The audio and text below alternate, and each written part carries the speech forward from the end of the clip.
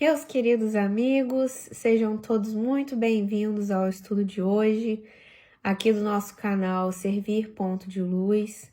Este é o quadro Conversando Sobre, e o tema de hoje é um tema muito importante e um pouco controverso. Nós iremos falar sobre as passagens da Bíblia que falam sobre a reencarnação. Então, antes da gente começar, é muito importante frisar que todo o material que foi encontrado hoje e estudado por mim através de diversas fontes, primeiro vai ser baseado nos preceitos bíblicos e depois nós vamos comentar à luz do Espiritismo o que seria a reencarnação. Em primeiro lugar, a Bíblia é base de muitas religiões, mas ela é um material interpretativo. Nós sabemos que ela foi escrita há mais de 2000 anos, pelo menos o Novo Testamento, que são as passagens de Jesus que a gente vai comentar aqui, e foi passada por diversas traduções, até mesmo no sentido observativo de João, Marcos. Cada um deles escreveu, às vezes, uma mesma passagem, um mesmo contato com Jesus, com palavras diferentes. Então, é necessário fazer uma comparação, eu coloquei aqui, entre diversas fontes da própria Bíblia, para saber qual outra frase se encaixa melhor, qual outra frase seja menos dúbia, né? Leve menos incorreções. Então, eu acho muito importante frisar isso, que a Bíblia passou por diversas transformações e traduções, e que é muito interpretativo. Tanto entre as próprias religiões cristãs, nós sabemos que os católicos e os evangélicos se interpretam de maneira diferente, e nós espíritas temos o Pentateuco como base do espiritismo, mas como nosso modelo e guia universal sendo Jesus Cristo, nós vamos estudar esse tema muito importante na noite de hoje. Eu acho muito importante também frisar que as nossas religiões cristãs, podemos nos chamar cristãos porque seguimos a Jesus Cristo, nós temos a principal diferença entre a reencarnação e a ressurreição. Então, estes pontos nos quais nós vamos comentar, eles divergem porque uns acreditam que a mesma pessoa voltaria no corpo que já viveu, no corpo morto que faleceu e já viveu, que seria a ressurreição, né? A pessoa volta à vida com o mesmo corpo, agora transformado, restaurado uma única vez, e seria um ato divino, um ato extraordinário, um milagre. Em contrapartida, nós acreditamos na reencarnação, que a alma renasce em outro corpo físico que não é o mesmo da vida anterior. Nós passamos por sucessíveis reencarnações, nós podemos nascer em outra época, com outros corpos, em outros planetas, inclusive, dependendo do nosso grau de evolução e da nossa necessidade de aprendizado. A reencarnação não é exclusiva do espiritismo, ela está presente no hinduísmo, no budismo e religiões seculares, né? E a ressurreição, ela faz parte do cristianismo e das religiões e tradições judaico-cristãs. Antes da gente começar a estudar as passagens, eu achei muito interessante, porque eu estava lendo um blog espírita, que em João 16:12 existe uma frase de Jesus que foi dita a seguinte: Jesus não disse tudo. Ele ainda tinha muito para dizer, ele ainda tinha muito para revelar, como a gente sabe que o Espiritismo foi a terceira revelação, e ele disse nessa passagem de João que eu tenho ainda muito o que dizer, mas vocês não podem suportar agora. Então, assim, muitas religiões, elas levam ao pé da letra algumas das passagens de Jesus, sem levar em consideração os costumes da época, como as pessoas se relacionavam, a lei de olho por olho, dente por dente, o fato de que a religião em si era uma mercadoria, haveriam muitos sacrifícios, né, em nome de expurgar os pecados. Então Jesus falava sobre um reino que não era material, era um reino espiritual. E ele disse em 13 que quando o Espírito da verdade vier, ele os guiará a toda a verdade. Não falará de si mesmo, falará apenas o que ouvir e anunciará a vocês o que está por vir. Então vamos lá, os argumentos espíritas sobre a reencarnação na Bíblia. O principal deles que a gente encontra em várias passagens seria Jesus ensinando Nicodemos. Eu acho muito interessante aqui citar e dar uma dica de material para vocês estudarem sobre a Bíblia, que eu acho que as passagens são muito fidedignas e é um material assim muito bem feito, não é um material espírita, é um material cristão, que eu acredito que sejam judaico-cristãos ou evangélicos. O ator principal é católico fervoroso, que seria a série The Chosen, que passa de uma maneira muito humana as passagens de Jesus, a maneira como ele se relaciona, o cuidado que ele tem com os discípulos e com as pessoas que ele encontra no caminho dele.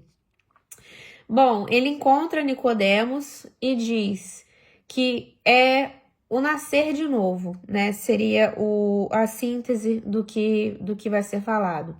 A passagem em que Jesus diz a Nicodemos que é necessário nascer de novo para ver o reino de Deus e é interpretado pelo Espiritismo como uma referência à reencarnação e não apenas ao renascimento espiritual. Eu particularmente acho que todas as pessoas que tiveram o contato genuíno com Jesus Cristo, seja em carne, né, no passado, ou seja agora através de uma mudança, uma revelação que Jesus traz a essas pessoas que passam a ser seguidoras da sua palavra, é sim um renascimento espiritual, é sim uma abertura para uma nova vida, mas que nós sabemos que é impossível um corpo que já foi falecido reviver, né? Voltar ao ventre da sua própria mãe, o nascer de novo. Então, isso está em João de 3, 1 a 8. Então, vamos contar a história aqui. Havia um fariseu chamado Nicodemos, uma autoridade entre os judeus. Ele veio a Jesus à noite e disse: Mestre, sabemos que ensinas da parte de Deus, pois ninguém pode realizar os sinais milagrosos que estás fazendo se Deus não estiver com ele. E isso é uma interpretação, isso é uma afirmação muito forte, vindo de um judeu, confirmando de que os milagres feitos por Jesus teriam sim autoridade divina. Em resposta, Jesus declarou: Digo a verdade, ninguém pode ver o reino de Deus se não nascer de novo. Perguntou Nicodemos: Como alguém pode nascer sendo velho? É claro que não pode entrar pela segunda vez no ventre de sua mãe e renascer. Respondeu Jesus: Digo a verdade, ninguém pode entrar no reino de Deus se não nascer da água e do Espírito. E eu acho muito interessante que está escrito Espírito, né? O que nasce da carne é carne, o que nasce do Espírito é Espírito. Nós sabemos que o Espírito é imortal, o que nasce da carne perece. Não se surpreenda pelo fato de eu ter dito: é necessário que vocês nasçam de novo. O vento sopra onde quer, você o escuta, mas não pode dizer de onde vem nem para onde vai. Assim acontece com todos os nascidos do Espírito. Então, essa é a primeira prova da reencarnação que eu coloquei aqui. Ainda temos mais 3. Nós vamos falar sobre a identidade de João Batista e Elias, que está em Mateus 17, 9 a 13. Enquanto desciam do monte, Jesus lhe ordenou: Não contem a ninguém o que vocês viram, até que o Filho do Homem tenha sido ressuscitado dos mortos. Os discípulos lhe perguntaram: Então, por que os mestres da lei dizem que é necessário que Elias venha primeiro? Jesus respondeu: De fato, Elias vem e restaurará todas as coisas, ou seja, no futuro. Mas eu digo a vocês que Elias já veio, ou seja, ele já viveu, e eles não o reconheceram, mas fizeram com ele tudo o que quiseram. Da mesma forma, o Filho do Homem será maltratado por eles. Então os discípulos entenderam que era de João Batista que ele havia falado. Então nós entendemos que João Batista e Elias seriam a mesma pessoa, e em reencarnações anteriores a essas duas existem preceitos espíritas que afirma-se que Moisés também teria sido parte da reencarnação de João Batista e Elias. Eu achei interessante colocar o terceiro exemplo como a reencarnação no Apocalipse, que está em 24. Gente, só para deixar claro, né, esse material foi pesquisado por mim durante muito tempo e eu verifiquei versículo por versículo para dar aqui a informação corretíssima para vocês. E é importante dizer também que eu consultei 2 tipos de fontes bíblicas online, tá? Então, na reencarnação no Apocalipse, vi então tronos, e aos que neles se sentaram foi dado o poder de julgar. Vi também as vidas, ou seja, daqueles que foram decapitados por causa do testemunho de Jesus e da palavra de Deus. As vidas estão no plural. E dos que não tinham adorado a besta, nem sua imagem, e nem recebido a marca sobre a fronte ou na mão. Eles voltaram à vida e reinaram com Cristo durante 1000 anos. Então, as vidas está no plural. Disse que voltaram à vida e reinaram com Cristo durante 1000 anos. Como é possível, no mesmo corpo, uma pessoa reinar com Jesus Cristo durante 1000 anos, né? E o quarto exemplo que nós temos seria a ressuscitação de Lázaro. Lázaro tinha suas chagas, Lázaro foi para sua tumba, Lázaro reapareceu como vivo, né? Se Lázaro foi ressuscitado, seremos todos nós também? Não somos todos filhos de Deus? Em Romanos 2,11 está dizendo, pois em Deus não há parcialidade. Em Lucas 20:38 diz, ele não é o Deus de mortos, mas de vivos, pois para ele todos vivem. Então é muito interessante cada uma dessas passagens, esmiuçar, com certeza existem outras, mas essas são as mais, eu acredito que as mais firmes, as mais claras, né? A de Nicodemos é muito clara, que não vai ser renascido do mesmo corpo, ninguém vai voltar ao ventre da mesma pessoa. Na segunda de João Batista e Elias, os próprios discípulos entenderam que ele estava falando da mesma pessoa.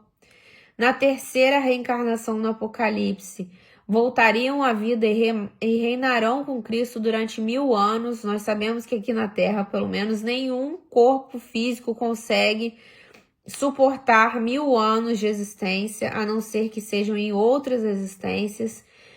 E a ressuscitação de Lázaro, porque Deus não é injusto, Deus é perfeito, então nós espíritas acreditamos que ele tenha se materializado, tendo sido criado durante uma manifestação do seu corpo fluídico, para que ele pudesse aparecer para outras pessoas, e ele foi visto por outras pessoas. Ou seja, todas essas narrações aqui feitas foram testemunhadas. Então agora a gente vai passar para a parte espírita, né, dos argumentos sobre a reencarnação. Por que nós acreditamos na reencarnação? O primeiro ponto seria o da justiça divina e da evolução.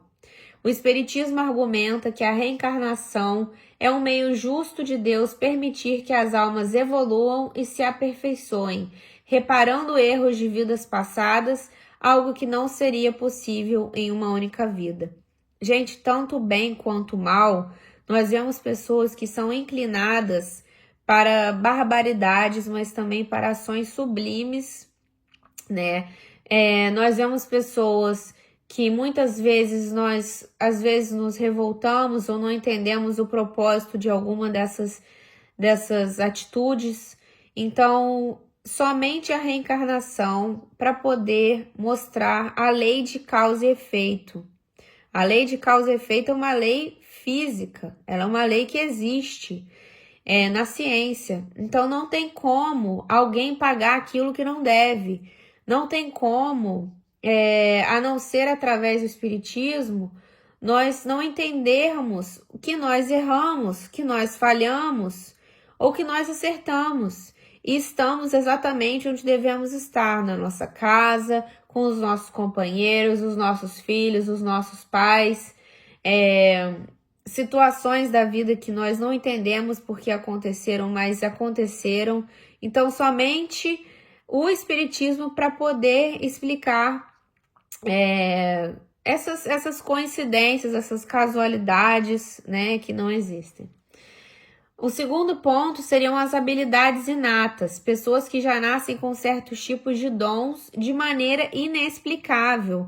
A minha mãe é professora de música e sempre ela me manda vídeos de crianças assim que sabem quem é Chopin, quem é Liszt, quem é Bach, quem é Beethoven, só de ouvir a primeira nota de uma música. Crianças assim de 3, 4 anos de idade que nunca ouviram falar sobre aquilo, que são temas especialíssimos, muito específicos. Crianças gênios da matemática, da ciência, né? As qualidades que as pessoas inatas trazem consigo constituem a prova que já viveram e realizaram certo tipo de progresso. Allan Kardec, o Evangelho segundo o Espiritismo, capítulo 3, item 13. Tá? Eu tô colocando aqui as fontes espíritas também, tá? Existe também uma pergunta no Livro dos Espíritos, na questão 219. Qual a origem das faculdades extraordinárias dos indivíduos que, sem estudo prévio, parecem ter a intuição de certos conhecimentos, o das línguas, do cálculo, etc., como a gente falou? Lembrança do passado, progresso anterior da alma, mas de que ela não tenha consciência. No livro O Consolador, nós temos a questão 50. A vocação é uma lembrança das existências passadas? A vocação é um impulso natural oriundo da repetição de análogas experiências através de muitas vidas. Suas características nas disposições infantis são o testemunho mais eloquente da verdade reencarnacionista. Então, nós temos crianças que nascem, ou até mesmo nós adultos, muito seguros de que vamos prosperar em tal tipo de profissão, ou de que nos sentimos muito conectados com um país específico. O meu caso é até curioso, que desde criança eu sonhava em conhecer a Espanha, eu tinha uma conexão muito grande com a Espanha. Para quem não sabe, eu moro hoje em Barcelona. Então, há 8 anos eu saí do Brasil, há 4 anos eu moro na Espanha, há 2 anos, mais ou menos, eu já sou cidadã espanhola. Então, era um sonho de criança um dia poder conhecer esse país que eu gostava muito, e hoje eu acabei aqui, né? O terceiro ponto, o terceiro argumento espírita sobre a reencarnação seriam as lembranças passadas, espontâneas, sonhos vívidos ou experiência de quase morte em que o ser vivencia certos tipos de memórias novas, não sendo manifestações do passado. E isso a gente vê muito em pessoas que, por exemplo, usam certos tipos de drogas recreativas, que tudo bem, podem ser alucinações visuais ou emocionais, mas existem já muitos estudos de certos tipos de drogas farmacêuticas que são usadas para tratamento e não uso recreativo, de que a pessoa ela expande a consciência dela e se encontra com o seu eu, né, digamos assim. Ou pessoas que já passaram por outras religiões, que fazem uso de outros tipos de substância, que se veem em outras realidades, outras dimensões, né? E essa experiência de quase morte, quantas pessoas nós já acompanhamos na mídia, ou que deram seu testemunho, ou eu tenho uma amiga que ela é enfermeira e ela fala que assim é simplesmente inexplicável as coisas que ela consegue ver no hospital. Então, assim, é fato de você ver uma pessoa que está à beira da morte voltar completamente renovada, cheia de informações e sentimentos e desejos e sonhos que não condizem com aquela vida atual, mas que fazem completo sentido na organização mental, né? No Consolador, na questão 370, existe a pergunta: seria lícito investigarmos com os espíritos amigos as nossas vidas passadas? Essas revelações, quando ocorrem, traduzem responsabilidade para os que a recebem? Se estáis submersos em esquecimento temporário, esse ouvido é indispensável à valorização de vossas iniciativas. Não deveis procurar esse gênero de revelações, porquanto os amigos espirituais conhecem melhor as vossas necessidades e poderão provê-las em tempo oportuno, sem quebrar o preceito da espontaneidade exigido para esse fim. Então não há nada de que esteja coberto que não seja revelado, né? O conhecimento do pretérito, através das revelações ou das lembranças, chega sempre que a criatura se faz credora. Nossa, difícil essa frase, hein? O conhecimento do pretérito, através das revelações ou das lembranças, chega sempre que a criatura se faz credora de um benefício como esse, o qual se faz acompanhar, por sua vez, de responsabilidades muito grandes no plano do conhecimento. Tanto assim que, para muitos, essas reminiscências costumam constituir um privilégio doloroso no ambiente das inquietações e ilusões da Terra.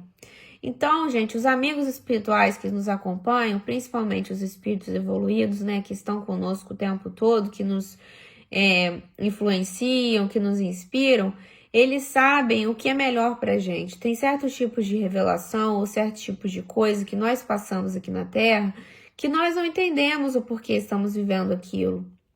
E muitas vezes nos sentimos revoltados, abandonados, mas porque há um motivo, há uma razão de ser. E esse motivo e essa razão de ser vai ser revelado em tempo oportuno quando nós tivermos essa maturidade espiritual para entender essa situação, né? E o quarto ponto, o principal por nós acreditarmos na reencarnação, seriam as comunicações mediúnicas, que também não são exclusivas do espiritismo, a psicografia, a psicofonia, a incorporação em outras religiões, né?